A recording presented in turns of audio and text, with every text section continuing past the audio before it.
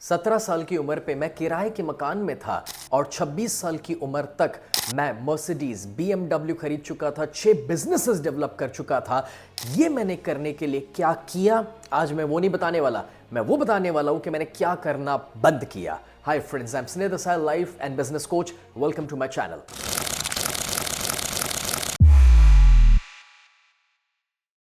सबसे पहली चीज जो मैंने करना बंद कर दी वो थी गलत लोगों का संगत। 17 साल की उम्र पे मेरे ऐसे काफी सारे दोस्त यार थे जो हर शाम को पान की दुकान पर खड़े रहते थे, गप्पे लड़ाते थे। वो लोग जब इंडिया क्रिकेट खेलता तो वो क्रिकेट देखने के लिए सामने बैठ जाते थे। तो हर फ्राइडे को नया मूवी रिलीज हुआ वो देखने के लिए चले जाते थे और मैं भी उनके साथ ये सारी चीजें कर रहा था। वक्त के साथ मैंने रियलाइज किया कि अगर मैं वो ही करते रहा तो मैं भीड़ में रहूंगा।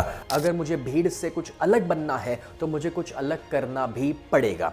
और इसलिए हमारे बाप दादा हमें सिखाते थे कि जिनकी संगत में रहोगे वैसे बन जाओगे। अगर आपके ऐसे दोस्त हैं जिनकी लाइफ में कोई बड़े गोल्स नहीं, तो आपकी लाइफ में भी कोई गोल्स नहीं होने वाले हैं। वो लोग ज्यादा खाते पीते रहते हैं तो आप भी उनके साथ रह करके साल भर में 4-5 किलो बढ़ाने वाले हैं। खाने वाले दोस्त मिल जाए तब तक ठीक है, पीने वाले मिल जाते हैं तो बड़ी दिक्कत हो जाती है। उसी के साथ अगर आपके दोस्त यार नेगेटिव बातें करते हैं, गॉसिप करते हैं, तो आप वही करेंगे। और वो लोग सिर्फ गप्पे लड़ाते हैं या वीडियो गेम्स खेलते हैं, आप भी वही करने वाले हैं। इसलिए कहता हूं, अपने इनर सर्कल को बदल दीजिए। खास करके उन टॉक्सिक लोगों से दूर हो जाइए जिनको जब काम पड़ता है तब वो आपके पास आते हैं, मगर जब आपको उनकी जरूरत है तब वो आपके साथ नहीं है। अगर आप जाकर के अपने माता पिता से पूछेंगे कि स्कूल कॉलेज टाइम में आपके कितने बेस्ट फ्रेंड थे, तो वो कहेंगे मे बी 2, 5, 10। उसमें से कितने आज आपके साथ बेस्ट फ्रेंड है, तो शायद 1 या 2 भी नहीं होंगे। इसलिए ये जो टेम्पररी दोस्त यार है जिनकी संगत में आप अपने आप को बिगाड़ते जा रहे हैं, उनसे दूर हो जाइए। अगर आपके वो दोस्त आपसे कहते हैं कि मेरी दोस्ती के खातिर एक बार तो ट्राई कर ले, तो आप उनसे पूछ कर देखिए, क्या मेरी दोस्ती की खातिर तू छोड़ने के लिए तैयार है? अगर नहीं तो वो नेगेटिव स्वार्थी दोस्तों से दूर होना ही सही होगा। क्योंकि अगर आप अपनी जिंदगी में उड़ना चाहते हैं तो उन लोगों के साथ जिंदगी जीना बंद कर दो जो खुद ही जमीन पर रहना चाहते हैं। दूसरी चीज कि उस इंसान से मैंने एडवाइस लेना बंद कर दिया जिसने खुद ही लाइफ में कुछ अचीव नहीं किया था। देखो, कॉमन सेंस की बात है, जो खुद ही कुएं में गिरा हुआ है वो हमें कुएं से बाहर कैसे निकालेगा। लेकिन जहां पर हम पहुंचना चाहते हैं, जो हमें अचीव करना है, उस लेवल पर जो इंसान बैठा हुआ है, जिसने वो प्रूफ करके दिखाया है अपनी जिंदगी में, अगर उसे सुनोगे, उससे एडवाइस लोगे और उसके फुटप्रिंट्स पे चलोगे तो लाइफ में जरूर कहीं पहुंचने वाले हैं।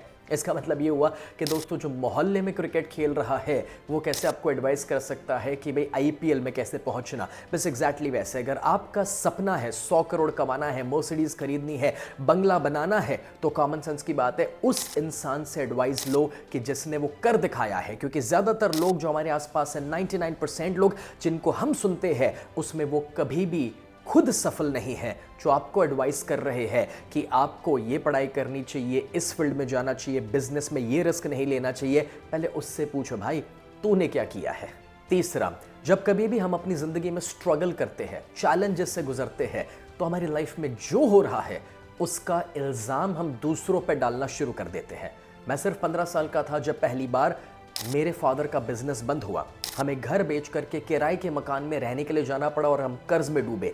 मैं चाहता तो ब्लेम कर सकता था मेरे फादर को कि आपकी वजह से मुझे फाइनेंशियल तकलीफें आई, मेरी पढ़ाई रुक गई, अटक गई। मगर मुझे बताइए, इल्जाम डालने से क्या कोई फर्क पड़ता? नहीं, राइट? इसलिए अपनी जिंदगी की 100% रिस्पॉन्सिबिलिटी लेना बहुत जरूरी होता है। टेम्पररी में अच्छा लगता है दूसरों पे ब्लेम करके, क्योंकि वो हमारे ईगो को सेटिस्फाई कर रहा है, लेकिन उससे हमारी कोई तरक्की नहीं हो रही है। हमेशा याद रखना, जब आप एक उंगली किसी पर पॉइंट कर रहे हैं तो दूसरी 3 या 4 आपकी ओर पॉइंट हो रही है। इसलिए दोस्तों, make sure that you have to take responsibility. दूसरों की बुराई करके, ब्लेम करके कोई बदलाव नहीं आने वाला। जो लोग पेंडेमिक सिचुएशन में ब्लेम कर रहे थे कि लॉकडाउन गलत हो गया, वो उसमें बहुत स्ट्रगल किए। जो उसमें से भी सोचे कि मैं आगे कैसे बढ़ सकता हूं, मैं अपनी लाइफ की रिस्पॉन्सिबिलिटी कैसे ले सकता हूं, उन्होंने नई तरक्की के रास्ते अपने आप खोज लिए। जब मैंने 17 साल की उम्र पे अपने आप से पूछा कि फादर का बिजनेस बंद हुआ है, वो कर्ज में है, कोई बात नहीं, मैं कैसे हेल्प कर सकता हूं, कैसे मैं अपनी जिंदगी बदल सकता हूं, तब 17 की उम्र पे मैंने अपना खुद का बिजनेस शुरू किया और वो मेरी जिंदगी बदल करके रख दिया। तो ब्लेम नहीं करना है। चौथा, सभी चीजों को हाँ कहना बंद कर दो। सही सुना आपने, जब आप मना करते हैं अपने दोस्त को कि मैं तेरे साथ नहीं आने वाला, या मुझे मूवी देखने नहीं जाना है, या फिर सॉरी मगर मैं तेरी बर्थडे में शामिल नहीं रह पाऊंगा, या फिर माफ करना यार ये मैं तेरे लिए काम नहीं कर पाऊंगा, तो एक्चुअली आप किसी को मना नहीं कर रहे। आप जब कभी भी मना करते हैं तो मतलब ये हुआ कि आप एक काम को मना इसलिए कर रहे हैं क्योंकि आप दूसरे काम को इंपॉर्टेंस दे सके और प्रायोरिटी दे सके। कॉमन सेंस की बात है, आप सब कुछ नहीं कर सकते और इसलिए सभी को हाँ कहना बंद करो। सभी को खुश रखने के खातिर भी हाँ कहना बंद करो, क्योंकि जब तक आप प्रायोरिटाइज नहीं करेंगे कि आपके लाइफ में इंपॉर्टेंट क्या है, ROTI return on time invested आपका क्या है, तब तक दोस्तों आपका ग्रोथ नहीं होने वाला है। मैंने बहुत सारे बर्थडेज और शादियों को अटेंड करना बंद कर दिया, बहुत सारे लोगों की खुशी के लिए उनको हाँ कहना बंद कर दिया था, जस्ट बिकॉज क्योंकि मैं अपनी ज़िंदगी के अपने गोल्स पर फोकस करना चाह रहा था। हमारे पास 24 घंटे अवेलेबल है, सभी चीज़ों को हाँ कहेंगे तो ग्रोथ कभी नहीं हो सकता है। जैसे कि ड्वेन जॉनसन द रॉक को आप जानते हैं, वो WWE को ना कह दिए क्योंकि वो हॉलीवुड को हाँ कहना चाहते थे। कभी कभी आपको नेक्स्ट लेवल की अगर तरक्की करनी है तो छोटी छोटी चीज़ों से ऊपर उठना पड़ेगा, अनप्रोडक्टिव चीज़ों को ना कहना पड़ेगा। पांचवी चीज जो आपको बंद करनी पड़ेगी और वो है लोगों के बारे में बातें करना और परिस्थितियों की बातें करना। फ्रेंड्स, अमीर लोग गोल्स की बातें करते हैं, डेवलपमेंट की बातें करते हैं, आइडियाज की बातें करते हैं, मगर एक नॉर्मल दिमाग वाले इंसान जो है, गरीब या मिडिल क्लास माइंडसेट वाले, वो ज़्यादातर जगह पर, तुझे पता है यार विराट कोहली ने कल कितना अमेजिंग 100 मारा, तूने उसकी बैटिंग देखनी चाहिए थी, अरे यार मोदी साहब को ना ये नहीं करना चाहिए था, बजट में ये बदलाव लाने की ज़रूरत है। अब ये सारी बातें जब दूसरे लोगों की आप करेंगे, परिस्थितियों की करेंगे, अरे तुझे पता है वहाँ पर 1 लाख लोग इकट्ठा हो गए उस शो में, टिकट्स की डिमांड इतनी ज़्यादा थी, हाउसफुल हो गया पूरा शो, बट उससे आपकी तरक्की कहाँ हो रही है? जब आप परिस्थितियों की बातें कर रहे हैं, जब आप दूसरे लोगों की बातें कर रहे हैं, उसमें आपकी तरक्की छुपी हुई नहीं है।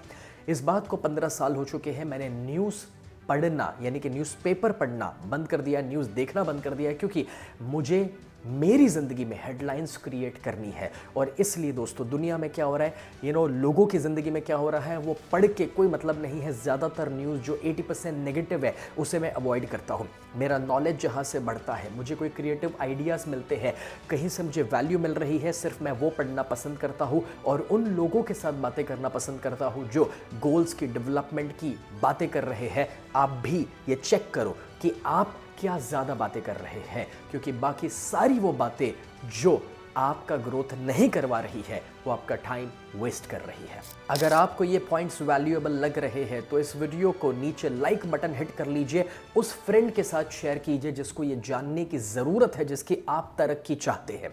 छठी चीज़ जो मैंने करना बंद किया और वो था किताबें पढ़ना। सही सुना आपने। एक्चुअली हर जगह से आपने सुना है ना कि किताबें तो पढ़नी चाहिए। मैं भी बचपन में बहुत सारी सफलता के ऊपर किताबें पढ़ चुका था, लेकिन मैंने ये समझा कि मुझे किताबों को सिर्फ पढ़ना नहीं है, किताबों को स्टडी करना है। रीड करने में, स्टडी करने में फ़र्क होता है दोस्तों। रीड करना मतलब कि बस ऊपर ऊपर से कहने के लिए कि हाँ मैंने ख़त्म कर ली, पूरी पढ़ ली। सवाल, समझा कितना, याद कितना रहा, उसमें से मैंने कितना एक्शन में रखा। स्टडी करने का मतलब होता है कि उसको एक असाइनमेंट के रूप में लेना, इंपॉर्टेंट पॉइंट्स को हाईलाइट करना, अंडरलाइन करना, उसमें से कुछ एक्शंस में कन्वर्ट करना, उसमें जो सवाल दिए गए हैं उसके जवाब खोजना और इन अ वे उस किताब को जीना शुरू कर देना दोस्तों। जैसे कि 7 habits of highly effective people, जिसमें 7 आदतें लिखी गई है, मैंने उसको एक आदत को लेकर के 2-2 हफ्ते जीना, उसको प्रैक्टिस में डालना शुरू किया और इसी तरह से बहुत सारी किताबों को मैंने स्टडी किया कि जिससे वो प्रिंसिपल्स मेरी हैबिट में कन्वर्ट हो, मेरे थिंकिंग पैटर्न में कन्वर्ट हो। कहने के लिए 100 किताबें पढ़ लेना या उसके समरीज सुन लेना, ऑडियो बुक्स, कोई मतलब नहीं है। पढ़ना है, स्टडी करना है, प्रैक्टिस में रखना है।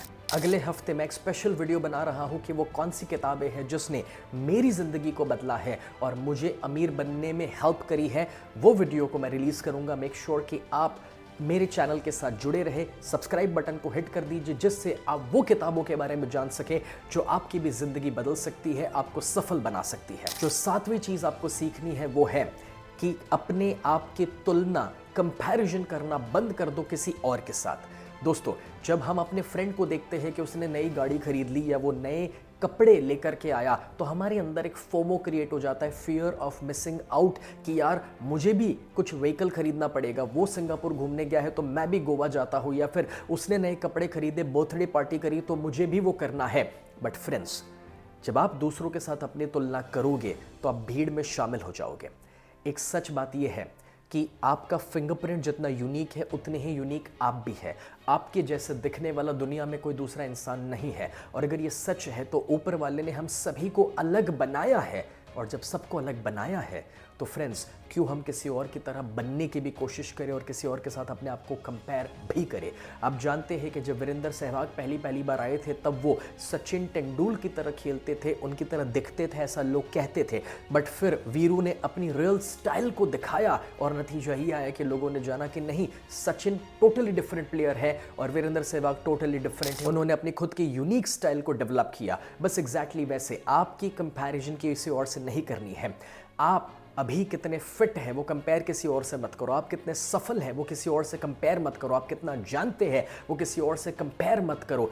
अगर दोस्तों कंपेयर करना है तो अपने आप के साथ करो। अपने आप से सवाल पूछो कि कल जो मैं था आज मैं कितना बेहतर हो पाया हूं। जब मैंने अपनी तुलना किसी और से नहीं मगर अपने आप से करना शुरू किया, जैसे मैं कहता हूं यू वर्सेस यू, तो हर दिन मैं बेहतर होते गया, फिजिकली, मेंटली, इमोशनली, स्पिरिचुअली, हर तरीके से मुझे ग्रोथ मिलते गया। और वही है जो आपको भी करने की जरूरत है। तो ये 7 चीजों को अपनी जिंदगी में आज से करना बंद कर दीजिए और देखेंगे कि आप भी अपनी लाइफ में स्ट्रगल से कई गुना ज्यादा ऊंचाई पर जाने वाले हैं। और अगर आप ऐसे ही रेगुलर वीडियोस और नॉलेज पाना चाहते हैं तो हमारे चैनल को सब्सक्राइब कर दीजिए कि जिससे आप मेरे साथ जुड़े रहे और अपनी जिंदगी को बदल सके।